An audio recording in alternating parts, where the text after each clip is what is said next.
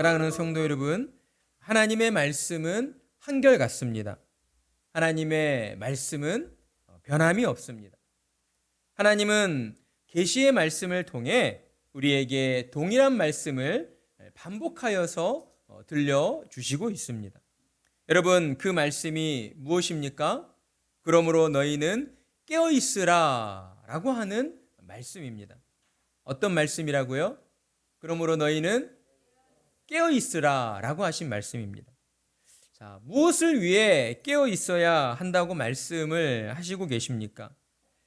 우리가 지금까지 살펴본 바로는 예수님이 재림하시는 그날까지 믿음 안에서 깨어있어야 한다라고 우리에게 말씀해 주시고 있습니다. 예수 그리스도를 믿음으로 거듭난 신자된 저와 여러분은 육신의 삶에 안주하면서 살아서는 안 된다라고 말씀하신다라는 것이죠. 신자는 하나님께서 완성하실 하나님의 나라 천국을 소망하며 살아가야 한다라고 우리에게 말씀해 주시고 있는 것입니다.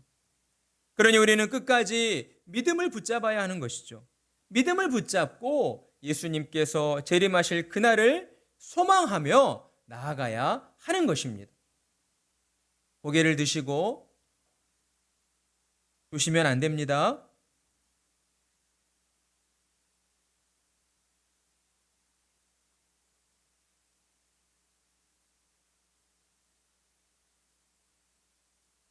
왜냐하면 예수님께서 재림하시는 그날에 하나님의 나라가 완성되어지고 모든 믿는 자들이 하나님 나라에 들어가 영생의 면류관을 쓰게 될 것이기 때문이다 라는 것이죠. 여러분, 여러분에게 이러한 소망이 있으십니까? 여러분, 하나님 나라에 들어가 영생의 면류관을 쓰게 될 그날을 소망하고 계십니까?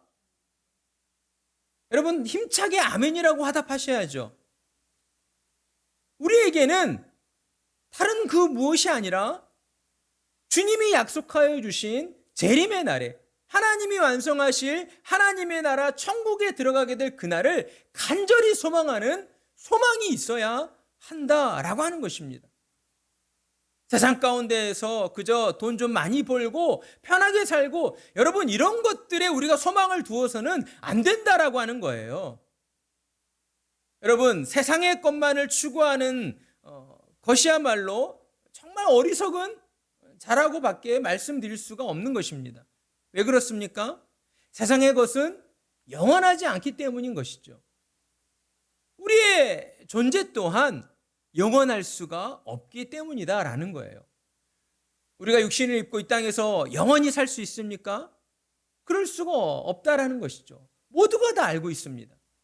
우리의 육신의 삶은 제한적이에요. 그런데다가 더한 것은요, 우리가 언제 어느 날 죽음에 이르게 될지를 아무도 모르고 있다라고 하는 것입니다. 여러분, 러시아와 우크라이나의 그 전쟁 가운데에 사랑하는 자녀를 잃어버린 사람들, 사랑하는 아내와 남편을 잃어버린 사람들, 그런 일들이 자신의 평생의 삶 동안 일어날 것이라고 누구 한 사람이라도 예상을 했었겠습니까? 아무도 예상하지 않았다라고 하는 것이죠.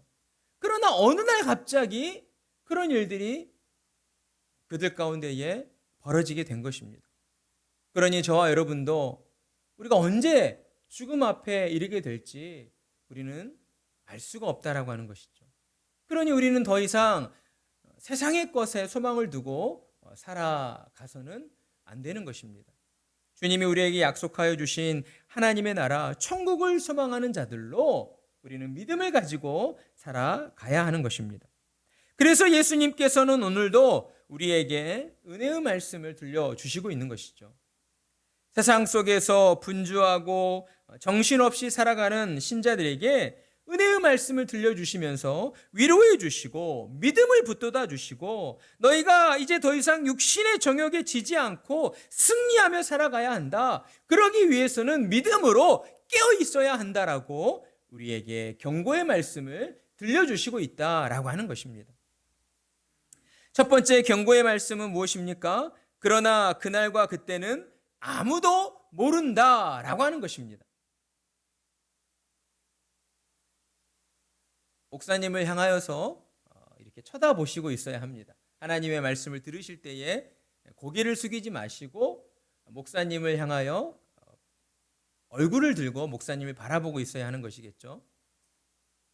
36절의 말씀 우리 함께 읽어보겠습니다. 시작.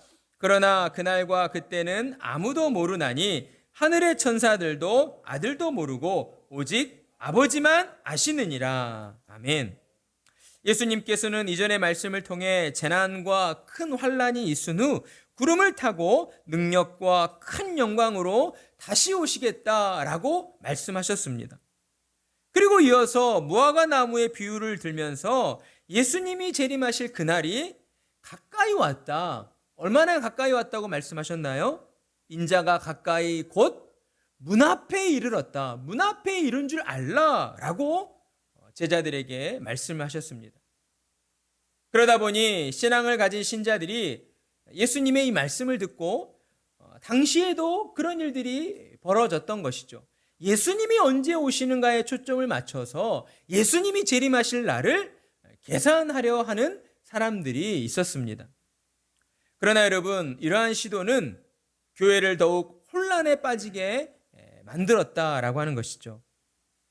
당시에 이단 사상인 영지주의가 교회에 침투하게 되었고 신실한 신자들을 미혹하여 넘어지게 만드는 하나님의 진리의 말씀에서 벗어나게 하는 일들이 일어났다라는 것입니다. 여러분, 영지주의는 어떤 사상입니까? 영지주의는요, 세상을 육체적 세상과 영적 세상으로 둘로 나누어서, 그러니까 이원화하여서 육체적 세상에 해당하는 이 물질 세계는 악하다. 물질 세계는 악하지만 영적인 세상은 선하다라고 주장을 하는 사상이었습니다. 그러다 보니 영지주의에 빠진 신자들은요, 이 잘못된 종말론에 빠져서 이제 육신의 삶을 등한시하는 그런 오류들이 벌어지게 된 것이죠. 육신의 삶은 악하기 때문에 그저 영적인 것만을 추구해야 된다.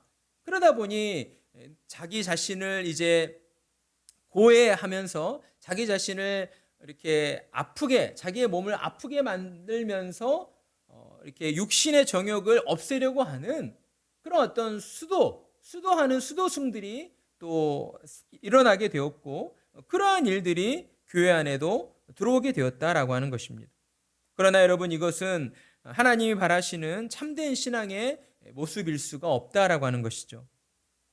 이런 이유들로 예수님은 우리에게 그날과 그때는 아무도 모른다라고 말씀을 하신 것입니다. 죄로 부패한 세상에서 연약한 육신을 입고 사는 신자들이 믿음을 지키며 산다는 것이 결코 쉽지 않다는 것을 예수님께서도 잘 알고 계셨기 때문이다라는 거예요. 예수님은 신자들이 예수님이 언제 재림하실까를 두고 날마다 날짜를 계산하는 그런 헛된 일들에 빠져 있지 않기를 원하셨습니다.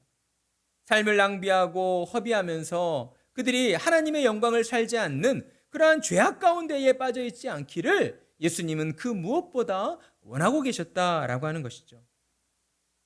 그래서 예수님은 제자들을 향하여 또 오늘날 이 땅의 모든 신자들을 향하여 예수님이 재림하시는 날은 아무도 모른다라고 우리에게 말씀을 하신 것입니다. 그러나 그날과 그때는 아무도 모르나니 하늘의 천사들도 아들도 모르고 오직 아버지만 아시느니라. 예수님께서는 하나님 곁에서 시종을 드는 천사들도 모른다라고 하시고 하나님의 아들이신 예수님 자신조차 모르고 있다라고 말씀을 하십니다. 우리가 알기로는 예수님은 삼위 하나님과 동등하신 분으로서 영광과 권능에 있어서 동일하시다라고 그렇게 배워서 알고 있습니다. 그런데 어떻게 예수님께서 하나님의 뜻, 예수님이 재림하실 그날을 모르고 계실 수 있는 것일까? 사실 이 부분은 예수님이 모른다라기보다 예수님이 재림하실 그 날에 대하여서 성부 하나님께 전적으로 위탁하였다라고 이해하는 것이 맞을 것입니다. 그러니까 능력면에 있어서 예수님이 어떤 성부 하나님보다 능력이 약하시기 때문에 모를 수밖에 없었다는 것이 아니라 성부 하나님께 자신이 재림하게 될 그날을 전부 위탁해 드렸다라고 하는 것이죠. 그러면서 예수님은 재림의 날은 오직 성부 하나님만이 알고 계신다라고 우리에게 말씀하셨습니다. 따라서 이 땅을 살아가는 신자된 저와 여러분은 예수님이 언제 재림하실까를 두고 계산하려 해서는 안 된다라고 하는 것입니다. 예수님이 언제 재림하실까를 계산하는 그 일은 결국에는 하나님의 뜻을 거역하는 반역죄에 해당된다는 것을 우리가 명심해야 한다라고 하는 것이죠. 그런데 우리 주변을 둘러보면 꼭 이단 사상가들이 예수님이 재림하실 그 날을 두고 예수님이 언제 오신다, 이 날에 오신다라고 이야기를 하는 그러한 사람들이 있습니다. 여러분, 우리는 그런 사람들을 하나님의 말씀으로써 그들은 이단이고 잘못되었다라고 하는 것을 분명히 깨달아 알고 있어야 하는 것이겠죠. 그리고 혹여나 우리 주변에 있는 사람들이 그런 이단 사상가들의 말에 현혹되어서 이때가 종말의 날이다 라고 하는 그런 말들에 휩쓸리려 한다고 한다면 우리는 그들을 붙잡아야 하는 것입니다. 하나님의 말씀으로 하나님께서 이렇게 말씀을 하셨다. 오직 성부 하나님만이 종말의 날을 알고 계신다. 그러니 사람들이 하는 말들에 우리는 현혹되어서는 안 된다라고 하는 것들을 그들에게 분명하게 전해 주어야 하고 그들의 영혼을 붙잡아 주어야 한다라고 하는 것입니다. 그러나 또한 반대로 예수님이 재림하시는 일들에 우리가 전혀 관심을 갖지 않는 그런 무관심한 일들, 무관심해서는 안 된다라고 할 것입니다. 왜 그렇습니까? 예수님께서 우리에게 다시 오시겠다라고 분명히 약속하셨기 때문이며 또한 가까이 이르렀다, 곧 문 앞에 이르렀다라고 우리에게 경고의 말씀을 해 주셨기 때문입니다. 자, 그렇다면 예수님이 재림하시는 날에 대하여 우리 신자들은 어떤 마음의 자세를 가져야 할 것인가? 예수님은 오늘 두 가지의 비유를 들어서 우리에게 말씀을 해 주시고 있습니다. 하나는 먼저 예수님이 재림하시는 그날은 노아의 홍수 때와 일치할 것이다 라고 말씀을 하십니다. 여러분, 노아의 홍수가 어떻게 일어나게 되었습니까? 창세기의 말씀을 보게 되면 당시에 사람들의 행위가 부패하여 포악함이 땅에 가득함으로 하나님께서 사람들을 땅과 함께 멸하시겠다라고 하시면서 노아의 홍수가 일어나게 되었습니다. 그러나 노아는 당대의 의인이었고 또 완전한 자로서 하나님과 동행하는 믿음의 사람이었다라는 것이죠. 그래서 하나님께서는 노아와 그의 가족들을 구원하시기 위해서 노아에게 방주를 만들라라고 말씀하셨습니다. 여러분, 당시에 사람들이 노아가 방주를 만들고 있다는 것을 알고 있었을까요? 모르고 있었을까요? 다 알고 있었을 것입니다. 그 큰 방주를 지금 오늘날에도 나무로서 손수 그 큰 방주를 만든다고 한다면 사람들이 모를 리가 없다라고 하는 것이죠. 아마 노아 주변에 있는 모든 사람들이 노아가 방주를 만들고 있는 모습을 직접 보고 알고 있었을 것입니다. 그러다 보니 사람들은 노아에게 찾아와서 물어보았겠죠. 아니, 왜 방주를 만들고 있느냐? 이것을 무엇에다 쓰려고 만들고 있느냐라고 물어보았을 것입니다. 노아는 사람들의 질문에 또 죄로 타락한 세상을 멸하려 하신다는 하나님의 그 뜻을 그들 가운데에도 이야기했을 것입니다. 그런데 사람들의 반응은 어떠했습니까? 사람들은 노아의 말을 믿지 않았다라고 하는 것이죠. 노아가 전하는 하나님의 뜻을 그들은 깨닫지 못했던 것입니다. 사람들은 노아를 미친 사람 취급하면서 여전히 죄악 가운데 빠져서 육신의 정욕과 쾌락만을 추구하며 그렇게 살아가고 있었습니다. 이를 두고 성경은 사람들이 먹고 마시고 장가들고 시집가고 있었다라고 말씀을 하고 있는 것입니다. 우리는 이 말씀에서 예수님이 재림하시는 그날이 세상이 가난하고 파괴되었을 때가 아니라 그와는 반대로 사람들이 물질주의에 빠져서 모든 것을 풍요롭고 누리고 있을 때에 임하신다라는 것을 우리는 깨달아 알 필요가 있습니다. 세상이 주는 풍요로움에 빠져서 먹고 마시며 쾌락에 취해 있던 사람들은 홍수로 세상이 다 멸하기까지 자신들에게 왜 이런 일이 닥쳤는지, 왜 이런 일을 당하게 되었는지를 전혀 깨닫지 못했다라고 하는 것이죠. 그들은 죄로 말미암아 하나님께서 그들의 죄에 대하여 심판하셨다라는 사실을 전혀 깨닫지 못하고 있었습니다. 홍수의 재앙은 그들의 죄로 인한 불신이 만들어낸 결과였던 것이죠. 노아 때 사람들은 노아가 방주 만드는 모습을 보고 있었습니다.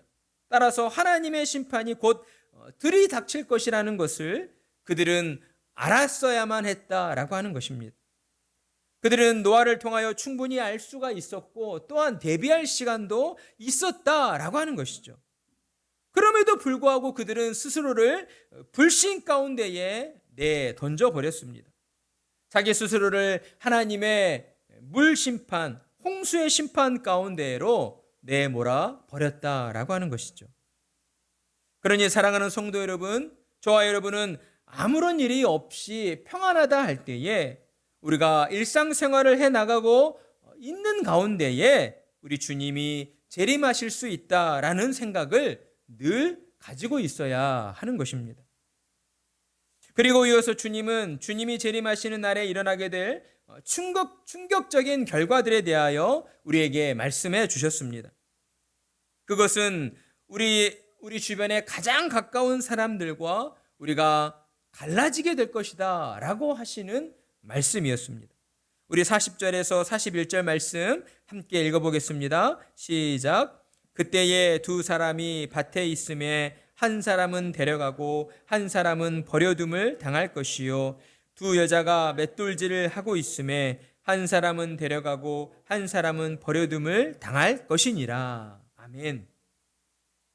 여기서 주님은 크게 한 사람을 데려가고 한 사람은 버려둠을 당할 것이다 라고 우리에게 말씀을 하시고 있습니다. 먼저 밭에 나간 두 사람은 어떤 사람들을 의미합니까? 남자들을 의미하고 있습니다. 이스라엘 당시에 밭에 나가서 하는 일은 주로 남자들이 하는 일이었습니다. 그러니까 밭일을 하기 위해 나간 이 두 남자는 누구를 가리키고 있는가?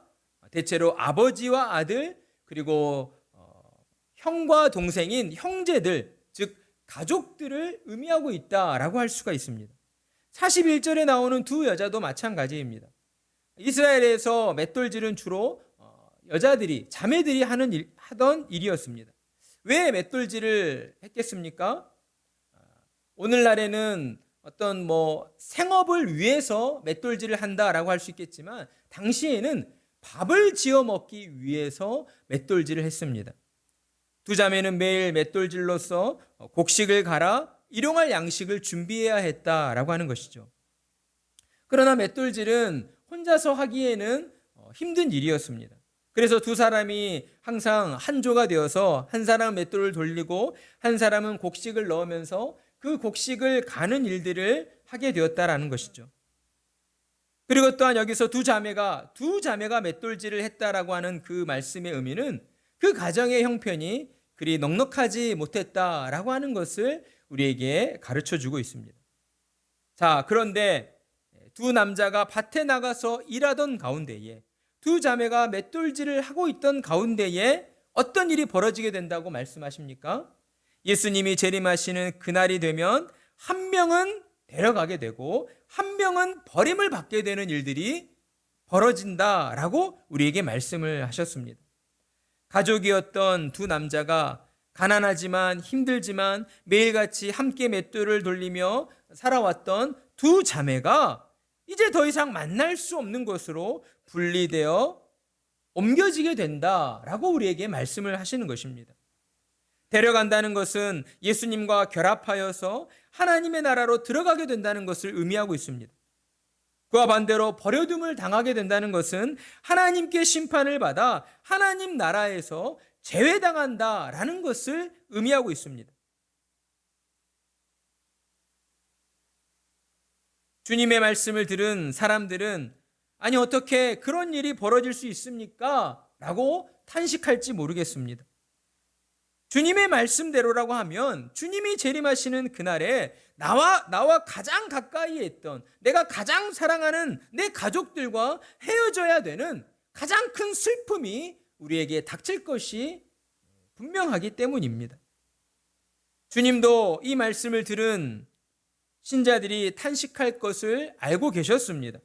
그러나 그럼에도 불구하고 우리 주님은 재림의 날에 벌어질 일들을 분명하게 말씀하셨다라고 하는 것이죠. 사람들을 두렵게 하거나 불안하게 하기 위해서가 아니라 무엇을 위해서입니까? 결국 사람의 미래라고 하는 것은, 사람의 끝이라고 하는 것은 믿음에 따라 결정되어진다는 것을 그들에게 깨닫게 하시기 위해서였다라고 하는 것입니다. 사람의 미래가 무엇에 따라 결정되어진다고요?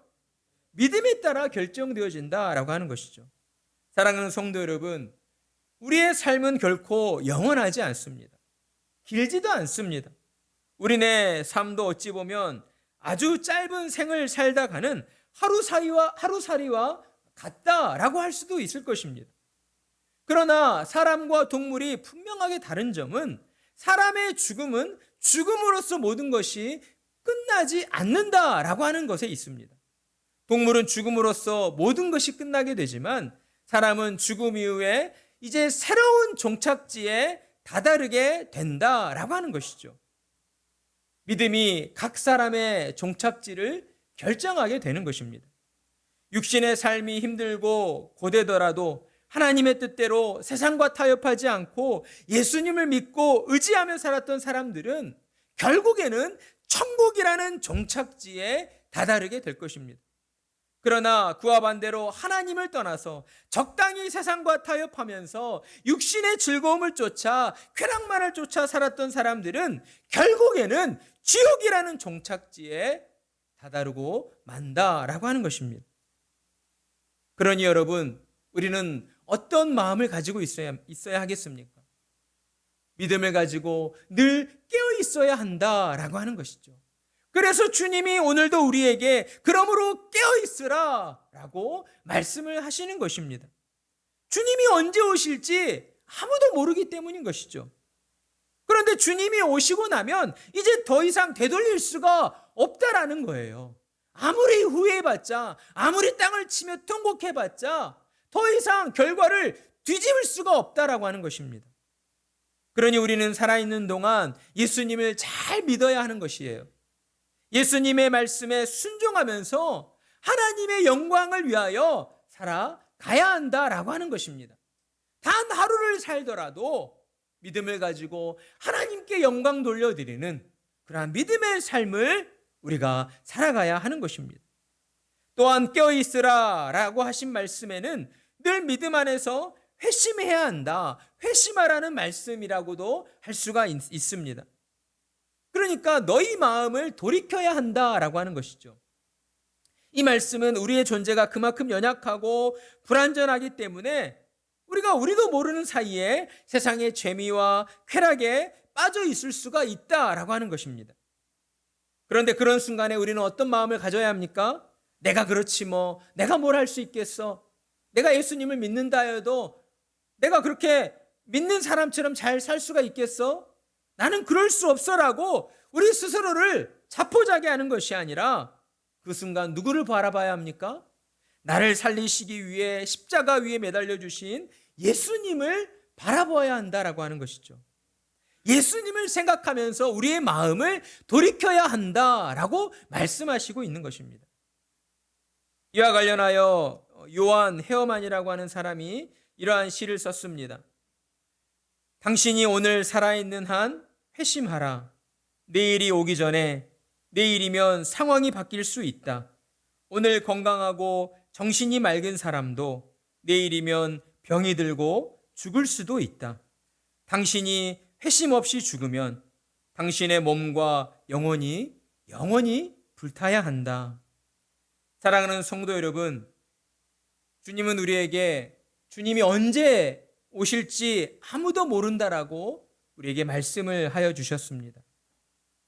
그러니 우리는 주님의 말씀에 따라서 주님이 언제 오실까를 알려고 해서도 안 되고 계산하려고 해서도 안 될 것입니다. 그러나 우리가 분명하게 알아야 하는 것은 오늘 주님이 우리에게 당부해 주신 대로 우리는 이 땅을 살아있는 동안 믿음으로 깨어 있어야 한다라고 하는 사실입니다. 사랑하는 성도 여러분, 우리는 믿음으로 깨어 있어야 합니다. 우리의 육신의 삶의 만족을 위해서, 우리의 육신의 삶의 재미와 즐거움과 편안만을 위해서 우리는 그렇게 살아서는 안 된다라고 주님이 분명히 말씀하시고 있다라고 하는 것입니다. 우리는 믿음으로 깨어 날마다 주님 앞에 나아가 은혜를 구해야 합니다. 믿음으로 깨어 있어 주님이 재림하실 그날을 간절히 소망하면서 날마다 우리 자신을 돌이켜보고 반성하면서 세상으로 나아가 복음을 증거하는 자로 우리는 살아가야 한다라고 하는 것입니다. 왜요? 주님이 그렇게 말씀하셨기 때문이에요. 주님이 우리에게 명령하셨기 때문이에요. 주님의 명령은 우리의 삶에 있어서 가장 큰 기쁨이요, 가장 큰 복이 되기 때문이다라고 하는 것입니다. 사랑하는 성도 여러분, 저와 여러분은 늘 믿음 안에서 깨어 있어야 하는 사람들입니다.